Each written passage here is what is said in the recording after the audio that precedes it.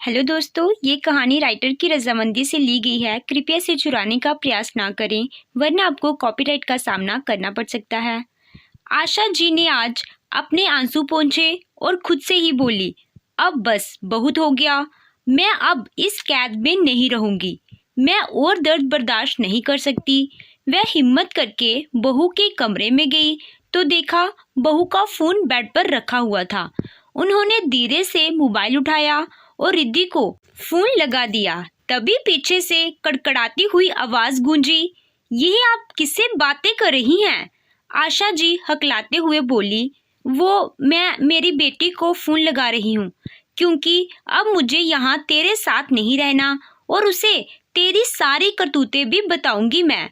आशा रोष भरे स्वर में आरती को जवाब देती है, आप यहाँ से जाएंगी तो तब जब मैं आपको आपकी रिद्धि से बात करने दूंगी और उसे इस घर में घुसने दूंगी। कहते हुए आरती आशा जी के हाथ से फोन छीन लेती है और उनका हाथ पीछे पीठ पर लगाकर मरोड़ देती है, जिससे आशा जी की चीख निकल जाती है। शरीर में कमजोरी होने की वजह से आशा जी उससे अपना हाथ छुड़ा नहीं पाती। अब बोल बुढ़िया, मेरी चीजों को हाथ लगाएगी तू यहाँ से जाकर मेरा नुकसान कराना चाहती है। अब मैं तुझे हर रोज कहीं ना कहीं भेजूंगी, जिससे तुझे जो पैसे मिले वो मैं अपने पास ऐश करने के लिए रख सकूं। आहा, बहू छोड़ दे, मुझे माफ कर दे। अब मैं तुम्हारी किसी भी चीज को हाथ नहीं लगाऊंगी। आरती ने उनका हाथ छोड़कर एक बार फिर मरोड़ दिया। दर्द की वजह से आशा जी बिलखने लगी। आरती ने आशा जी को फिर से ले जाकर एक कमरे में बंद कर दिया। आशा जी रोते रोते बोली, काश आप यहाँ होते मेरे साथ। मुझसे ये सब बर्दाश्त नहीं हो रहा है। अपने पति की तस्वीर को सीने से लगाए वहीं जमीन पर बैठ दीवार से सिर लगाए बीती यादों में खोई चली गई। आज आशा जी के घर में बहुत चहल पहल थी, कारण उनकी शादी की 50वीं वर्षगांठ थी, जो बड़े धूमधाम से मनाई जा रही थी। और अभी कुछ दिन पहले ही विनोद जी अपनी नौकरी से रिटायर हुए थे, इसलिए 2 फंक्शन करने के बजाय एक ही रखा। शहर से उनके तीनों बहू बेटे, पोता पोती और उनकी बेटी, दामाद और उनके बच्चे आए हुए थे। आज पूरा शर्मा निवास हंसी के फव्वारों से गूंज रहा था। अभी केक कटिंग का टाइम नहीं हुआ था, तो सभी लोग अपने अपने गुण बनाकर बातें कर रहे थे। तभी आशा जी एक पड़ोसन सरोज जी, उनकी एक अच्छी सहेली भी थी, वह बोली, आशा, तूने अपने पास एक फूटी कौड़ी भी नहीं रखी अपने पति की कमाई की। भगवान न करे ऐसा हो, मगर अगर कल को तुझे तेरे बहू बेटे ने अपने पास नहीं रखा, तब तू क्या करेगी? क्योंकि पैसे तो तूने अपने बच्चों को बराबर बांट दिए, बस तेरी प्रॉपर्टी ही बची है। आशा, तू चाहे कुछ भी समझना, मगर तुझे और भाई साहब को निहत्थे नहीं बैठना चाहिए था। थोड़े बहुत पैसे अपने सुरक्षित बुढ़ापे के लिए बचा लेने चाहिए थे। अरे नहीं सरोज, ऐसा कुछ भी नहीं होगा। मैंने मेरे बच्चों को ऐसे संस्कार नहीं दिए और बहुओं को कभी अपनी बेटी से कम नहीं माना और उन्हें हमेशा अपनी इकलौती बेटी रिद्धि जैसा ही प्यार दिया है। तो अब तू ज्यादा चिंता ना कर और पार्टी एंजॉय कर, वरना बोल। आशा जी विनोद जी के पास चली जाती हैं, क्योंकि वह उन्हें इशारे से अपने पास बुला रहे थे। आशा जी को जाते देख सरोज अपने मन में, पता नहीं आशा, मगर मेरा मन तेरी यह बात मानने को राजी नहीं है। तेरे बेटे अब तेरे नहीं हैं, बहुओं के हो चुके हैं। ऐसा उनकी आदतों से पता चलता है। और बहुएं, वह तो बस तुझे और भाई साहब को ऊपरी मन से रिस्पेक्ट देती हैं, दिल से नहीं। काश मैं गलत ठहर जाऊं और तू सही, क्योंकि अब तुझे रहना तो अपने बहू बेटों के साथ ही है। पार्टी खत्म होने के बाद सभी लोग लिविंग रूम में सोफे पर बैठे हुए थे और आपस में हंसी ठिठोली कर रहे थे। विनोद जी आशा जी से, अब तो खुश हो ना तुम, अब मैं रिटायर जो हो गया। आशा, हाँ जी, मैं तो बहुत खुश हूँ। अब हम दोनों बुढ़ापे में कम से कम एक साथ तो रह पाएंगे। नहीं तो जब आप जॉब करते थे तो कभी यहाँ तो कभी वहाँ, बस जिंदगी भर यही रहा। शादी होते ही बच्चों की जिम्मेदारी आ गई तो पता नहीं कहाँ इतने साल बीत गए। अब तो बस हम साथ ही रहेंगे, और वैसे भी इस उम्र में जीवन साथी का साथ होना बहुत जरूरी है।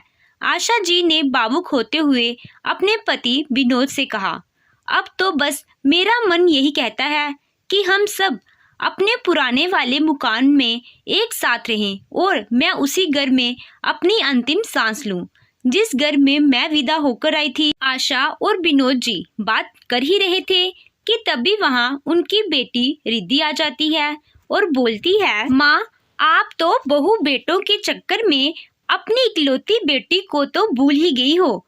शिकायत करते हुए रिद्धि बोली, अरे नहीं रिद्धि बेटा, अपने बच्चों को कोई माँ बाप भूलते हैं भला? आजा तू भी बैठ हम दोनों के साथ। उनके ये कहते ही रिद्धि भी उनके पास आकर बैठ जाती है। आशा जी, रिद्धि बेटा, मैंने और तेरे पापा ने फैसला लिया है कि अब हम दोनों तेरे भैया भाभी के साथ अपने पुराने वाले मकान में रहेंगे, एक साथ जैसे पहले रहते थे। बहुत साल रह लिए अलग अलग, अब तो बस अपने घर जाना है बेटा। हर माँ बाप का सपना होता है कि अपनी अंतिम समय में वह अपने बच्चों के साथ रहे। रिद्धि, अरे वाह माँ पापा, बिल्कुल सही फैसला लिया है आप लोगों ने। काश कि मैं भी आप लोगों के साथ रहने आ पाती और आप लोग ये मरने की बातें ना करो, अभी तो आपको बहुत जीना है। आशा जी बोली, अरे कोई बात नहीं बेटा, तू भी आ जाना कभी कभी हमारे पास बच्चों को लेकर। बस यही कहने की देर थी कि तीनों बहू झट से बोल पड़ी। बड़ी बहू सपना बोली, माँ पिताजी, आप दोनों को यह फैसला लेने से पहले एक बार हमसे भी तो पूछना चाहिए था। मंजली बहू आरती बोली, हाँ माँ, दीदी बिल्कुल सही कह रही हैं। आपने यह सोच भी कैसे लिया कि हम तीनों अपना अपना काम छोड़कर यहाँ आएंगे? आप जानते हैं ना, हम लोग दूसरे शहर में सेटल हो चुके हैं। आशा जी बोली, बहू, शिवम और अनुराग का तो अपना खुद का बिजनेस है और दोनों भाइयों का बिजनेस भी इसी शहर में है, तो उन दोनों को तो कोई प्रॉब्लम नहीं है। और तेरे पति समीर के बॉस ने तो उसे ऑफर भी दिया है उसी शहर में जॉब करने का, तो बेटा दिक्कत क्या है हमारे फैसले से? समीर बोला, माँ दिक्कत ये है कि अब हम तीनों भाई बड़े हो गए हैं, हमारी अपनी खुद की फैमिली भी है, इतना बड़ा परिवार। एक गहरी सांस लेते हुए, माफ करना पर अब एक साथ नहीं रह सकता। आरती बोली, माँ जी, हम लोग अब छोटे शहर में नहीं रह सकते और आप दोनों अपने बच्चों के साथ ही रहना चाहते हैं, तो ऐसा कर सकते हैं कि एक महीने आप बड़े भैया के साथ रह लो और एक महीने मेरे घर। रिद्धि बोली, भैया भाभी, ये आप दोनों क्या बोल रहे हो?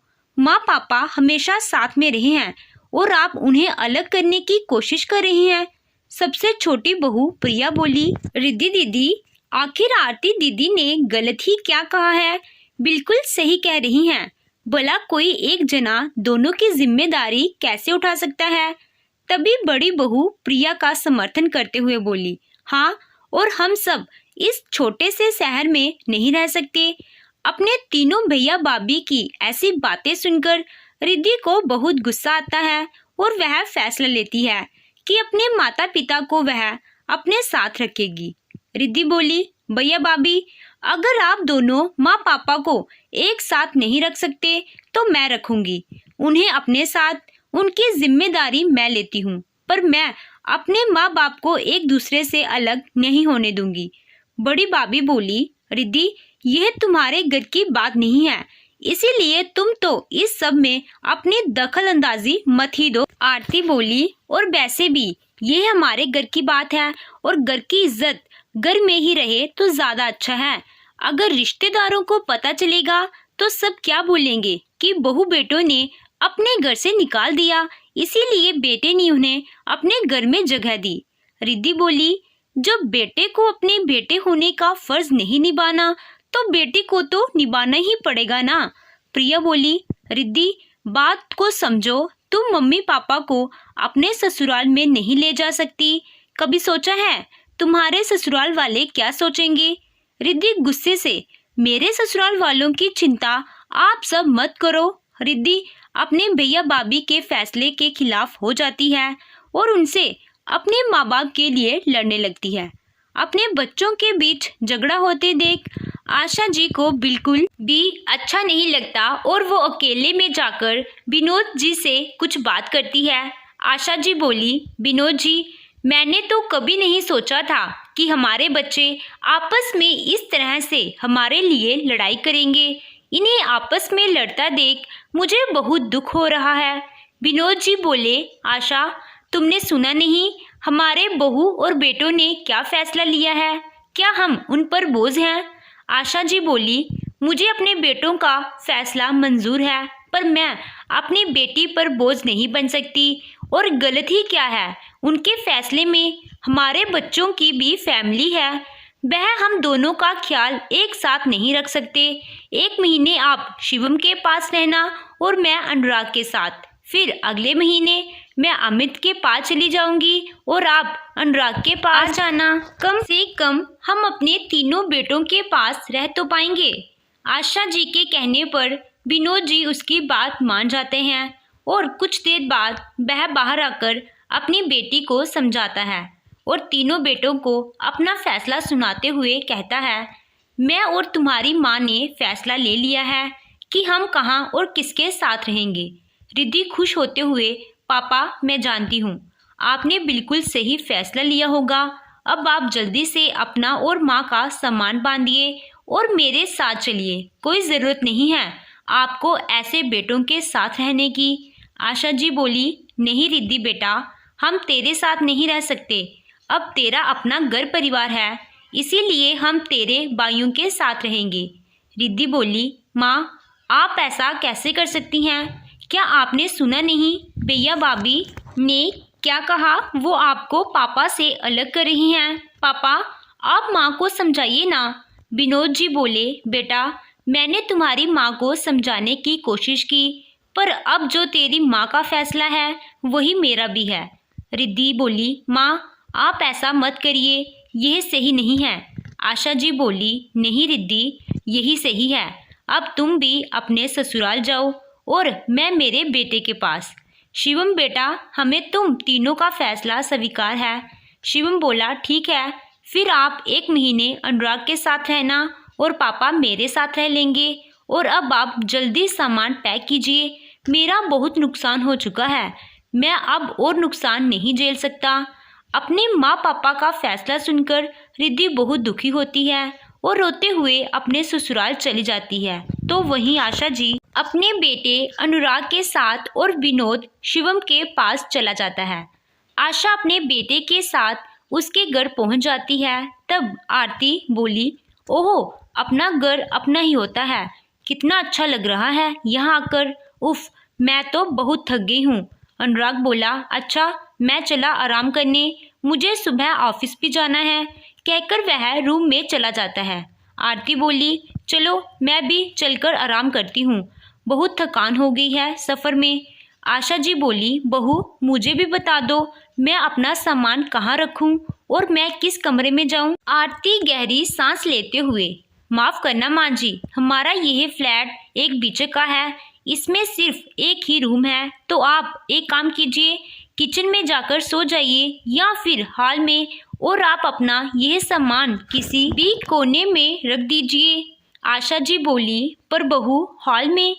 आरती बोली, देखिए माँ जी, प्लीज़ नाटक मत कीजिएगा, अब आपके लिए हम बड़ा घर तो नहीं खरीद सकते, ना तो इसी में एडजस्ट करना होगा, मैं चली सोने, मुझे बहुत नींद आ रही है। आरती अपनी सास की पूरी बात सुने बिना ही रूम में जाकर सो जाती है। तो वहीं आशा जी हॉल में एक तरफ अपना सामान रख वहां पड़े सोफे पर सो जाती है। दूसरी ओर विनोद शिवम के घर पहुंचता है तो उसकी पत्नी सपना विनोद जी को स्टोर रूम में ले जाती है। सपना बोली, पिताजी, आज रात आप यहीं गुजार लीजिए, कल मैं स्टोर रूम की सफाई कर दूंगी और अब से यही आपका कमरा है। विनोद बोले, बहू, मुझे गंदगी से एलर्जी है, सपना बोली, मैं जानती हूँ आपको गंदगी से एलर्जी है, पर थोड़ी एडजस्टमेंट तो आपको करनी ही पड़ेगी ना। मेरा घर इतना भी बड़ा नहीं है और मैंने कहा ना, मैं कल स्टोर रूम की सफाई कर दूंगी। विनोद जी बोले, नहीं बहू, ऐसी बात नहीं है, मैं बस कह रहा था मेरा बिस्तर साफ। विनोद जी अपनी बात बोल ही रहे थे कि सभी सपना उनकी बात सुने बिना ही वहां से चली जाती है। अपनी बहू बेटों का ऐसा बर्ताव देख विनोद जी और आशा जी बहुत दुखी होते हैं, मगर करते भी क्या, बेटों के साथ रहने का फैसला भी तो उन्हीं का था। अब ऐसे ही कुछ दिन बीत जाते हैं और उनके बेटे बहू उन्हें सताने का एक भी मौका नहीं छोड़ते। एक दिन अनुराग अपना लंच घर पर ही भूल जाता है तो आशा जी आरती से कहती है, अरे बहू ला, अनुराग का लंच मैं देकर आती हूँ। बेटा तू तब तक मेरे लिए एक गरम कड़क चाय बना दे। आरती बोली, उसकी कोई ज़रूरत नहीं है माँ जी, अनुराग अपना लंच आपकी वजह से ही भूल कर गए हैं और आप अपनी चाय खुद बनाइए, मैं बहुत थक गई हूँ। और वह अपने लिए चाय लेकर अपने कमरे में चली जाती है। उसके जाने के बाद आशा जी अपने लिए खुद खाना बनाती हैं और अपने बर्तन साफ करती हैं। कुछ देर बाद जब आरती कमरे से बाहर आती है तो देखती है कि उसकी सास ने सारे बर्तन साफ कर दिए हैं, जिसके बाद आरती उनसे बाकी काम करवाने का भी सोचती है। चलो अच्छा है इन्होंने सारे बर्तन धो दिए, नहीं तो मुझे ही धोने पड़ते, पर अभी तो सारा काम बाकी है, तो क्यों ना सारा काम इस बुढ़िया से ही कराया जाए। यह सोच वह आशा जी को आवाज़ देती है तो आशा जी उसके बुलाने पर तुरंत किचन में आती है और पूछती है, क्या हुआ बहू। आरती बोली, वो माँ जी, अभी घर का सारा काम बाकी है और मुझे कुछ ज़रूरी काम से बाहर जाना है, और वैसे भी आप तो घर में फालतू ही बैठी रहती हैं, तो क्या आप आज घर का सारा काम कर लेंगी। आशा जी बोली, हाँ बहू मैं कर लूँगी, तू जा। आरती के जाने के बाद आशा जी घर का सारा काम करती हैं। समय अब यूं ही बीता है। अब तो आरती घर में होते हुए भी सारा काम अपनी सास से ही करवाती। ऐसे ही एक दिन आशा जी बीमार हो जाती हैं और वह उठ नहीं पाती। आरती बोली, पता नहीं क्या मुसीबत पाली है मैंने, और माँ जी आपने तो इतना काम भी नहीं किया जितना पैसा मुझे आप पर लगाना पड़ेगा। आशा जी बोली, माफ़ करना बहू, मैं जानबूझकर बीमार नहीं पड़ी। आरती चिल्लाते हुए बोली, अरे रहने दीजिए, पता नहीं कब पीछा छूटेगा मेरा इस बला से। आरती उन्हें सुनाने का एक मौका नहीं छोड़ती थी और उनका बेटा सब कुछ जानते हुए भी अपनी आंख और कान बंद किए रहता था। आशा जी अब पहले से ज़्यादा बीमार रहने लगी थी। उनके दिन रोते हुए बीत रहे थे। वह अपने उन पुराने दिनों को याद करती रहती जब वह विनोद जी के साथ साथ हंसी खुशी रहती थी, जो उन्हें एक छींक आने पर भी तुरंत डॉक्टर के पास ले जाते थे। तो आज उनका बेटा उन्हें बुखार में भी नहीं पूछ रहा था। तो वहीं दूसरी तरफ विनोद जी का भी कुछ यही हाल था।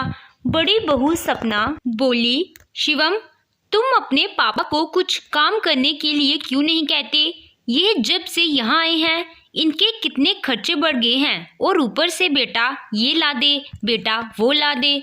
शिवम बोला, अरे तुम सब्र रखो ना सपना, अभी उन्हें आए हुए मुश्किल से 15 दिन ही हुए हैं और वह अब यहाँ 15 दिन ही रहेंगे।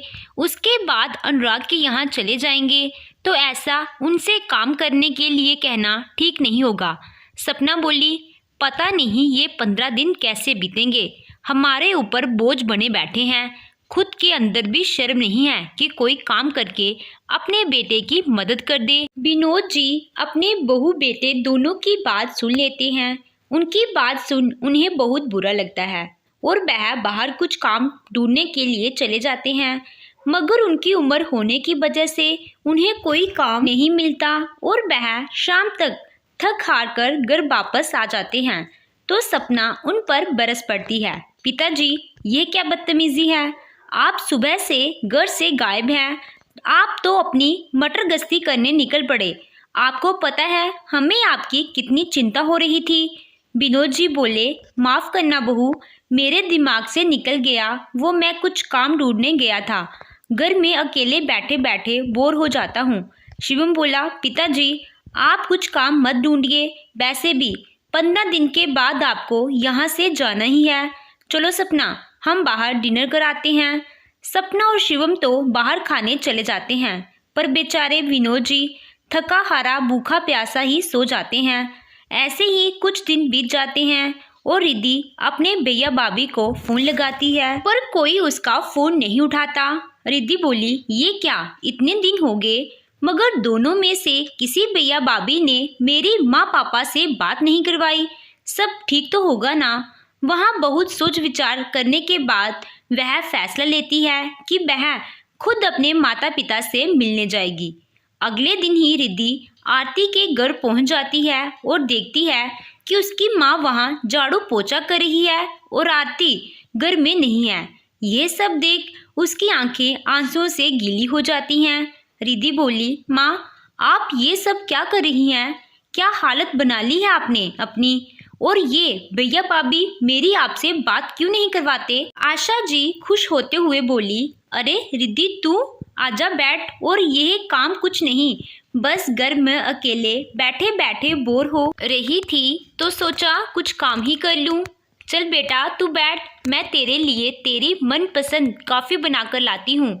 रिद्धि बोली, हाँ माँ वो तो दिख ही रहा है, आप मुझे बता दो किचन कहाँ है, मैं खुद बना लूँगी, और आपके लिए चाय भी। आशा जी रिद्धि को लेकर किचन में जाती हैं, जहाँ रिद्धि अपने लिए कॉफ़ी और माँ के लिए चाय बनाती है और आशा जी से उनकी हालत के बारे में जानने की कोशिश करती है। रिद्धि बोली, माँ आप सच सच बताओ, आप यहाँ खुश नहीं हो ना? भैया भाभी आपको बहुत परेशान करते हैं ना? और दोनों भाभी कहाँ हैं? अभी तक घर नहीं आई। आशा बोली, वो अपनी किसी दोस्त से मिलने गई है। बेटा कह रही थी अगर नहीं गई तो बहुत नुकसान हो जाएगा। आशा जी जानबूझकर अपनी परेशानी रिद्धि को नहीं बताती, क्योंकि वह रिद्धि के स्वभाव से भली भांति परिचित थी। रिद्धि बोली, अरे कोई नुकसान नहीं हो रहा है माँ, और भाभी काम ही क्या करती हैं जो उन्हें नुकसान होने लगा? वह आपको बेवकूफ़ बना रही हैं और आप बन भी रही हैं। घर का काम आपसे करवाकर आपको नौकरानी बनाना चाहती हैं वो, और खुद मटर गश्ती करना चाहती हैं। मैं भैया भाभी को बहुत अच्छे से जानती हूँ। आरती जो घर के अंदर आ रही होती है वह रिद्धि की सारी बातें सुन लेती है और रिद्धि से बोलती है, बहुत अच्छी सोच रखती हो रिद्धि तुम अपनी भाभी के बारे में, और जैसा तुम सोच रही हो वैसा कुछ नहीं है।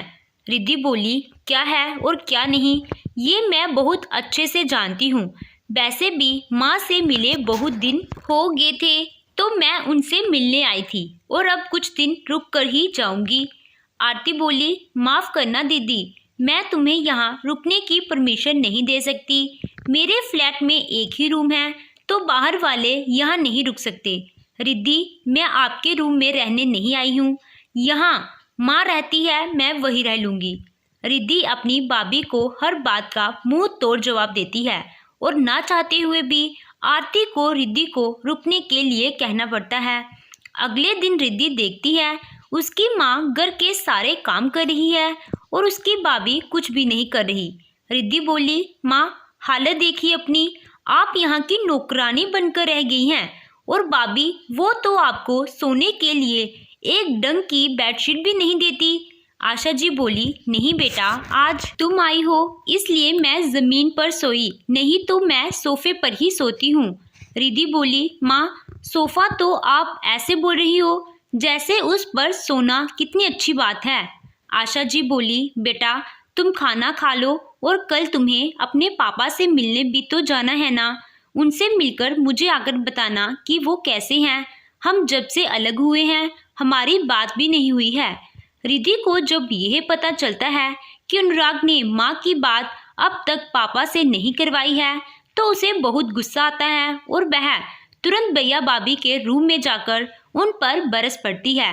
भैया आपने मेरी बात माँ से नहीं करवाई तो भी ठीक है, मगर आपने तो माँ की बात बाबूजी से भी नहीं करवाई है। आपको शर्म नहीं आती यह सब करते हुए? अरे जब आपसे माँ को रखा नहीं जा रहा तो आप उन्हें रख ही क्यों रहे हैं? उन्हें मेरे साथ क्यों नहीं भेज देते? अनुराग बोला, मैंने एक बार भैया को कॉल किया था तो उनका कॉल लगा नहीं, तो इसमें मेरी क्या गलती है? अब यहाँ मत चिल्लाओ और जाओ यहाँ से, मुझे सोना है। अनुराग और आरती उसकी एक नहीं सुनते और जाकर सो जाते हैं और रिद्धि बस गुस्से में कुटते हुए रह जाती है। अगले दिन रिद्धि शिवम के घर अपने पापा से मिलने जाती है, जहां वह देखती है उसके पापा डस्टिंग कर रहे हैं और साथ में सीख भी रहे हैं और सपना उन्हें सही से साफ करने को बोल रही है। रिद्धि भागते हुए विनोद जी के पास जाती है और उनके हाथ से कपड़ा छीनकर फेंक देती है और सपना से कहती है, भाभी आपको पापा से काम करवाते हुए शर्म नहीं आती बिल्कुल भी? क्या आपको यह भी नहीं पता कि पापा को धूल मिट्टी से एलर्जी है? पापा आप छोड़िए ये सब और यहाँ बैठिए और पानी पीजिए। सपना बोली, हाँ नहीं आती शर्म, और वैसे भी पापा जी यहाँ खाली बैठे रहते हैं, अगर थोड़ा बहुत काम कर भी लिया तो कौन सी आफत आ गई? और वहाँ से मुंह बनाकर चली जाती है। रिद्धि बोली, पापा आप मेरे साथ चलिए ना, वहाँ माँ का भी यही हाल है। भाभी उनसे सारे घर का काम करवाती है और उन्हें सोफे पर सुलाती है, वो भी हॉल में। विनोद जी ये तू क्या कह रही है?